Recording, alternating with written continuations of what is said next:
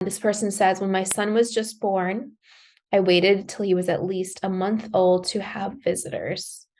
I think this is amazing. This is amazing. This is hard, but amazing. You have to listen to what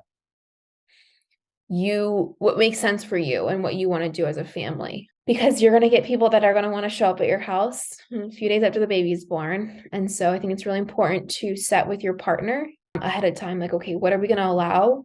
What do we want? What don't we want? What visiting hours do we want? You have a right to all of that. So establishing that ahead of time. And even when your kids are older, if you don't want someone just showing up at your house, or you have certain boundaries for certain days of the week, make sure you think about those ahead of time. Okay, this one says, when my mother-in-law tried to give my baby pork butter beans around 6 months, because she said he wasn't getting enough from my breast milk. He's 11 months now and still breastfeeding, eats fruits, veggies, and protein with baby-led weaning. He is thriving. Wow. That is an amazing boundary to have, because no one should be feeding your child, especially a new, like a little baby, food that you have not introduced yet or do not want them to have quite yet. So that's amazing, being able to set that boundary. And this next one says, I didn't let anyone other than grandparents come to see my son until he was 3 to 4 months old. And I didn't let people hold him until 9 months old.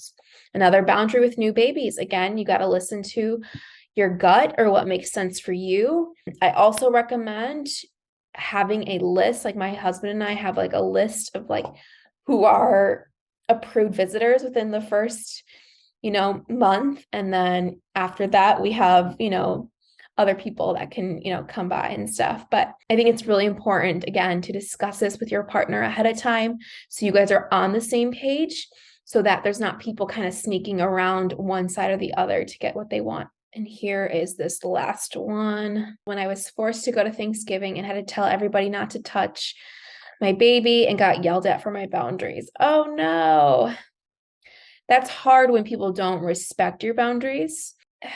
That's really tough. Because, we're taught, different generations are taught different things for sure. And I think if we're taught,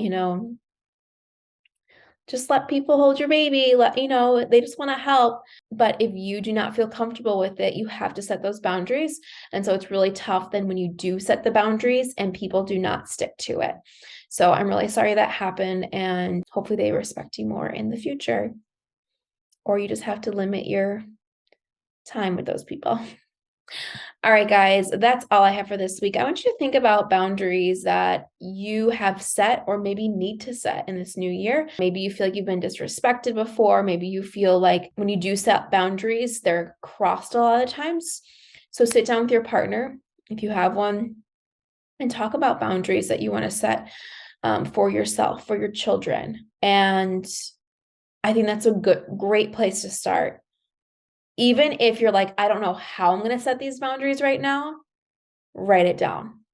Because that's, again, that self-reflection thing of being like in tune with what rings true for you and what deep in your core makes sense for you. All right, guys, that's all I've got this week. Thank you again for tuning in. I hope you enjoyed it, and I will see you again next week for another episode of Mom Talks with Christa.